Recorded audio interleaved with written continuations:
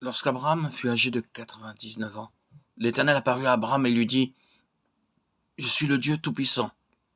Marche devant ma face et sois intègre. J'établirai mon alliance entre moi et toi, et je te multiplierai à l'infini. » Genèse 17, 1, 2. Abraham et sa femme ressemblaient à des arbres desséchés. Il a dû alors croire que, quoique avancé en âge, ainsi que sa femme, Dieu pouvait honorer sa promesse et leur donner un fils.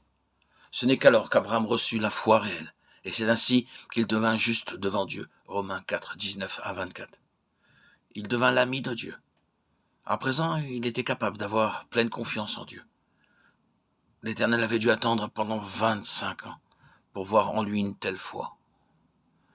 Lorsque Dieu lui apparut la première fois, il avait certes la foi, mais pas une foi forte. C'est par la foi qu'Abraham, lors de sa vocation, obéit et partit pour un lieu qu'il devait recevoir en héritage, et qu'il partit sans savoir où il allait. Hébreux 11, 8. Aussitôt, il obéit à Dieu, quitta son pays, ses parents et ses amis, et se rendit dans un pays lointain et nouveau. Bien que cela lui demandât un grand sacrifice et beaucoup de foi pour obéir de la sorte à Dieu, l'Éternel n'était pas satisfait. Pas à pas, Dieu préparait Abraham en vue d'une plus forte foi. À présent, il était très vieux et sa femme aussi, trop vieux pour avoir des enfants. Cependant, il crut que Dieu allait déposer une vie nouvelle dans leur corps, qui ressemblait à des arbres desséchés au point qu'ils ne pouvaient plus avoir d'enfants. Ce fut là le grand secret de la foi par laquelle ils comprirent quelque chose de la puissance de résurrection. L'apôtre Paul aspirait à faire l'expérience de cette puissance de résurrection.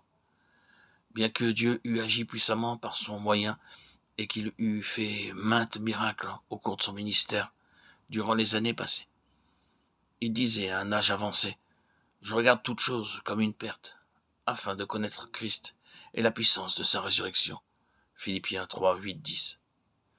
Cette puissance est la plus grande puissance qui soit à la disposition de tout croyant. Beaucoup de croyants ne cessent de faire des plans des années à l'avance, afin d'être revêtus de puissance dans leur vie pour surmonter les tentations. Ils déçoivent bien souvent le Seigneur et demeurent stériles spirituellement.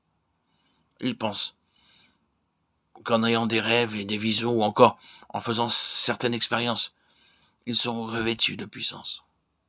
Ils ne réalisent pas que la puissance de résurrection est à leur disposition pour les aider à vaincre toutes leurs tentations.